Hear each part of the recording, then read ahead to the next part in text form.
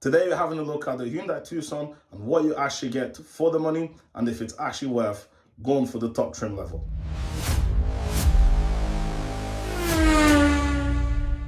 The Hyundai Tucson starts on the SE trim and it goes all the way up to the Ultimate, which as you can see comes with a very nice panoramic roof, and it's one of those features that you don't think it's important until you open this up in the summer and it gives a complete different feel to the car. The passengers in the back are definitely going to feel more comfortable and they are going to get less car sick, so it's something that you should definitely consider when you're going for this car.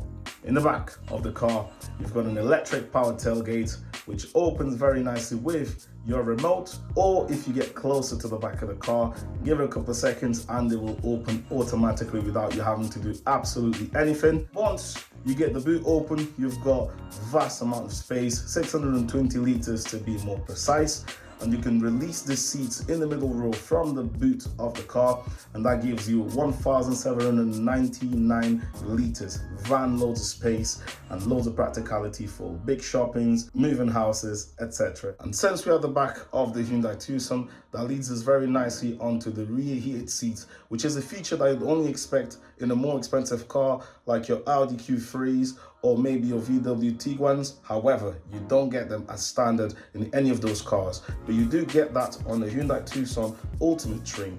And now that's one of those features that once you have it, you can never go back. And I must assure you that kids and adults sitting in the back of this car in a cold winter day in England, they will very much appreciate this feature. Leave a comment down below, a subscribe and a like.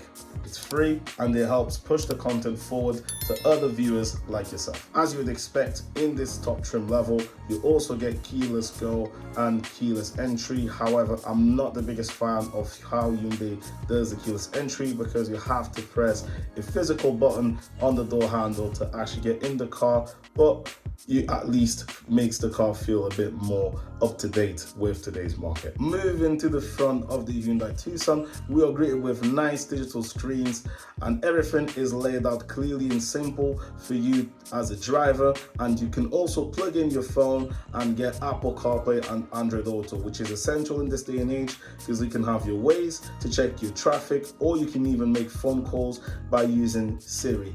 In my opinion, you can do with a few more physical buttons, especially for the air conditioning. However, everything looks nice and modern, and in my opinion, the car actually looks a bit more expensive than it actually is. Moving on to the next features, you have your nice ventilated seats, which you probably wouldn't use that much since we are in the UK, but the heated seats are welcome and should be something standard on most cars, especially if you have leather in the UK.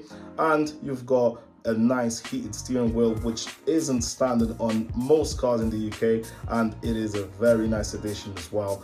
And it's one of those things that once you have it, you just can't go back. And yes, this spec comes with all the nice and modern safety features like your lane assist, your adaptive cruise control, and yes, it's all there.